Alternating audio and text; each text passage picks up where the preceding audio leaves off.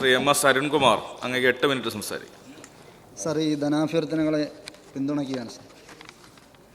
പുതുതായി വകുപ്പിൻ്റെ ചുമതലയേറ്റ തൊഴിൽ മിനിസ്റ്ററെ അഭിനന്ദിക്കുകയും അതോടൊപ്പം തന്നെ എനിക്ക് മുമ്പായി നിയമസഭാംഗം മഞ്ഞളാംകുഴിയിലവർ പട്ടികജാതി പട്ടികവർഗ വികസന വകുപ്പിനെയും ന്യൂനപക്ഷ വകുപ്പിനെയും ദേവസ്വം വകുപ്പിനെയൊക്കെ കാര്യക്ഷമമായി നയിക്കുകയും പ്രവർത്തിക്കുകയും ജനങ്ങളുടെ ആകെ സ്നേഹം ഏറ്റുവാങ്ങുകയും ചെയ്ത മിനിസ്റ്റർ മത്സരിച്ചു, ജയിച്ചു. അദ്ദേഹത്തിനെതിരായി നടത്തിയ പരാമർശം പിൻവലിക്കണമെന്നും അത്തരം പരാമർശത്തിനോട് ശക്തമായ പ്രതിഷേധവും രേഖപ്പെടുത്തുകയാണ്. അങ്ങയുടെ നേതാവിനെ തന്നെ, കുഞ്ഞാലിക്കുട്ടി സാഹിബിനെ തന്നെ നേരത്തെ ഇത്തരം തീരുമാനങ്ങൾ നിങ്ങളുടെ പാർട്ടി എടുത്തതും പാർലമെൻറ്റിലേക്ക് അയച്ചതുമാണ്. ഈ ഘട്ടത്തിൽ ഷാഫി പറമ്പലിനെ ഈ നിലയിലേക്ക് മത്സരിപ്പിക്കാനും മത്സരിപ്പിച്ചതിന് ശേഷം ജയിക്കുകയും ചെയ്യുന്ന സാഹചര്യമുണ്ട്. ഇതെല്ലാം UDF-നകത്ത് നാടുകടത്തലായിട്ടാണോ ചിത്രീകരിച്ചിട്ടുള്ളതെന്ന് വ്യക്തമാക്കാൻ അങ്ങ് തയ്യാറാകണമെന്നുള്ളതാണ് ഈ അവസരത്തിൽ സൂചിപ്പിക്കാനുള്ളത്. സാർ, നമ്മുടെ സമൂഹം എന്ന് പറയുന്നത് വിശ്വാസികളും അവിശ്വാസികളും പരസ്പര ബഹുമാനത്തോടെ സമാധാനത്തോടെ കഴിയുന്ന ഒരു ബഹുസ്വര സമൂഹമാണ്. വിശ്വാസത്തെയും ആചാരങ്ങളെയും ഒക്കെ സ്വാഗതം ചെയ്യുകയും അതിനാവശ്യമായ സംരക്ഷണവും ഉറപ്പുവരുത്തേണ്ടതാണ്. കാരണം സമൂഹത്തിൻ്റെ ഭൂരിഭാഗം വരുന്നവരും വിശ്വാസികളായി നമുക്ക് കാണാൻ കഴിയും. എന്നാൽ അന്ധവിശ്വാസങ്ങളെയും അനാചാരങ്ങളെയും നാം എതിർക്കേണ്ടതുമാണ്. ഈ ആധുനിക സമൂഹത്തിൽ നരബലിയും മൃഗബലിയും കൂടോത്രവും മറ്റും അപമാനകരമാണ് എന്ന് സൂചിപ്പിക്കാനാണ് ഇക്കാര്യം ഉദ്ദേശിച്ചത്. അന്ധവിശ്വാസത്തിൽ അഭിരമിക്കുന്നവരെ പൊതുസമൂഹം പുച്ഛിച്ചു തള്ളുമെന്നുള്ളതിൽ യാതൊരു സംശയമില്ല. നിർഭാഗ്യവശാൽ പൊതുപ്രവർത്തകർക്കിടയിൽ ഇന്ന് ചർച്ചയായിട്ടുള്ള കൂടോത്ര വിവാദം പ്രബുദ്ധ കേരളത്തിന് തന്നെ നാണക്കേടാണ് എന്ന് ഈ അവസരത്തിൽ സൂചിപ്പിക്കുകയാണ്. കോൺഗ്രസ് എന്നാൽ കൂടോത്രം, കൂടോത്രം എന്നാൽ കോൺഗ്രസ് എന്നുള്ള നിലയിലേക്ക് മാറിയിരിക്കുകയാണ്. ശാസ്ത്രം ഇത്രയേറെ വളരുന്നൊരു ഘട്ടത്തിൽ വളർച്ചയില്ലാത്തവരായി കോൺഗ്രസ് മാറുന്നു എന്നുള്ളതും പ്രത്യേകമായി സൂചിപ്പിക്കാൻ ആഗ്രഹിക്കുന്നു. സർ, വിപ്ലവകരമായ പല തീരുമാനങ്ങളും നടപ്പിലാക്കാൻ കഴിഞ്ഞ ഗവൺമെൻറ്റാണ് കേരളത്തിലെ ഇടതുപക്ഷ ജനാധിപത്യ മുന്നണിയുടെ സർക്കാർ, പിണറായി വിജയൻ നേതൃത്വം കൊടുക്കുന്ന സർക്കാർ. പട്ടികജാതി പട്ടികവർഗ പിന്നോക്ക വിഭാഗങ്ങൾക്ക് ഒരു സമയത്ത് അമ്പലത്തിൽ കയറാനോ അമ്പലത്തിൻ്റെ ഭാഗങ്ങളിലൂടെ വഴികളിലൂടെ നടക്കാനോ കഴിയാത്തൊരു സാഹചര്യത്തെക്കുറിച്ച് ഞാനും നിങ്ങളുമെല്ലാം നന്നായി ചർച്ച ചെയ്തിട്ടുണ്ട്, നന്നായി പ്രസംഗിച്ചിട്ടുണ്ട്.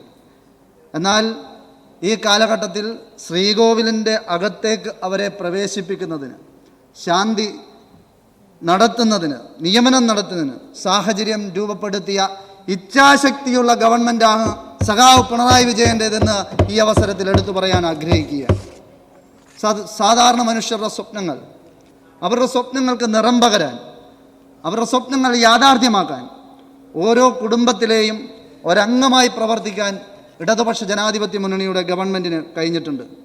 അടിസ്ഥാന ക്ഷേമ വികസന പ്രവർത്തനങ്ങൾക്ക് പട്ടികജാതി പട്ടികവർഗ ന്യൂനപക്ഷ വിഭാഗങ്ങളെ ഹൃദയത്തോട് ചേർത്തു പിടിക്കാൻ കഴിഞ്ഞ 8 വർഷക്കാലമായി 1ഉം 2ഉം പിണറായി വിജയൻ സർക്കാരിന് സാധിച്ചിട്ടുണ്ട് എന്നുള്ളതാണ്. സാമ്പത്തികമായ വലിയ പ്രതിസന്ധികൾ നമ്മുടെ നാടിനകത്ത് ഉണ്ടാകുന്നതിനാവശ്യമായ ക്രമീകരണം കേന്ദ്ര ഗവൺമെൻറ് ഏർപ്പെടുത്തി. കേരളത്തിന് മേൽ സാമ്പത്തികമായ ബാധ്യത അടിച്ചേൽപ്പിക്കുന്ന നിലയിൽ പണം നൽകാത്ത സാഹചര്യങ്ങളൊക്കെ രൂപപ്പെടുന്നു. അതിനെയെല്ലാം അതിജീവിക്കാൻ നമ്മുടെ ഗവൺമെൻറ്റിന് കഴിഞ്ഞിട്ടുണ്ട്. പുതിയ ലോകക്രമത്തിൽ സാമൂഹിക സാമ്പത്തിക പുരോഗതി കൈവരിക്കുന്നതിനാവശ്യമായ രീതിയിൽ വിദ്യാഭ്യാസവും നൈപുണ്യ വികസനവും തൊഴിലവസരവും നൽകി പട്ടികജാതി പട്ടികവർഗ വിഭാഗത്തിലെ അഭ്യസ്തവിദ്യരായ യുവതീ യുവാക്കളെ ഒരേ സമയം തൊഴിൽ സംരംഭകരാക്കി മാറ്റാൻ, തൊഴിൽ ദാതാക്കളാക്കി മാറ്റാൻ നിരവധിയായ പദ്ധതികൾ ആവിഷ്കരിച്ചു. കേരള എംപവർമെൻറ്റ് സൊസൈറ്റി ആരംഭിച്ചു, നടപ്പിലാക്കി. പുതിയ സംരംഭങ്ങൾ തുടരാൻ ആഗ്രഹിക്കുന്ന സാമ്പത്തികമായ സഹായം നൽകാൻ സമാനമായ മേഖലകളിലെ വിദഗ്ധരുടെ മാർഗനിർദ്ദേശങ്ങൾ നൽകുന്നതിനായി സ്റ്റാർട്ടപ്പ് സിറ്റി എന്ന പുതിയ പദ്ധതി നടപ്പിലാക്കുകയാണ്. അഭ്യസ്തവിദ്യരായ യുവാക്കളെ സർക്കാർ സംവിധാനത്തിൽ തൊഴിൽ പരിശീലനത്തിനും പ്രവൃത്തി പരിചയത്തിനുമായി ഓണറേറിയം നൽകി വിവിധ വകുപ്പുകളിൽ നിയമിക്കുന്ന സാഹചര്യമുണ്ടായി. 2 വർഷ കാലയളവിൽ അവരുടെ പ്രവർത്തനം അവരുടെ പരിചയം പുതുക്കുന്നതിനാവശ്യമായ ട്രെയിനിങ് ഫോർ കരിയർ എക്സലൻസ് പദ്ധതി നടപ്പിലാക്കി. ഈ വഴി നിരവധിയായ യുവതീ യുവാക്കൾക്ക് ജീവിത നിലവാരം മെച്ചപ്പെടുത്താൻ കഴിയുന്ന സാഹചര്യമാണ് രൂപപ്പെട്ടത്. 250 പട്ടികവർഗ വിദ്യാർത്ഥികൾ, 400 പട്ടികജാതി വിദ്യാർത്ഥികൾ വിവിധ ആശുപത്രികൾ സേവനമനുഷ്ഠിക്കാൻ കഴിയുന്ന സാഹചര്യം രൂപപ്പെടുത്തി. 500 പേർ അക്രഡിറ്റഡ് എഞ്ചിനീയർമാരായി സേവനം നടത്തുന്ന സാഹചര്യമുണ്ട്. MSW യോഗ്യതയുള്ള 114 പേർ സോഷ്യൽ വർക്കറായി ഈ കാലഘട്ടത്തിൽ ജോലി ചെയ്യുന്നു. 380 പേർ മാനേജ്മെൻറ്റ് ട്രെയിനികളായി പട്ടികജാതി പട്ടികവർഗ തദ്ദേശ സ്ഥാപന ഓഫീസുകളിൽ നിയമിക്കുന്ന സാഹചര്യമുണ്ടായി. 2398 പ്രൊമോട്ടർമാർ, SC പ്രൊമോട്ടർമാർ നമ്മുടെ നാടിനകത്തുണ്ടാകും. ജ്വാല പദ്ധതി വഴി 114 പേർ ഗവൺമെൻറ് പ്ലീഡർ, സീനിയർ അഭിഭാഷകർ, സ്പെഷ്യൽ കോടതികൾ, ലീഗൽ സർവീസ് സൊസൈറ്റിയിൽ അവർക്ക് പരിശീലനം നൽകി അവരുടെ തൊഴിൽ വൈദഗ്ധ്യം നേടാൻ പ്രാപ്തരാക്കിയവരെ മാറ്റുകയാണ്. ജ്വാലയെ, ആ പദ്ധതിയെ സജീവമാക്കിയവർ മാറ്റുകയാണ്. IIT, IIM പോലെയുള്ള സ്ഥാപനങ്ങളിലേക്ക് മുൻകൂട്ടി ഫീസ് അടയ്ക്കുക, ഫ്രീഷിപ്പ് കാർഡുകൾ ഏർപ്പെടുത്തി പ്രവേശനം ആരംഭിക്കുന്ന സാഹചര്യമുണ്ടായി.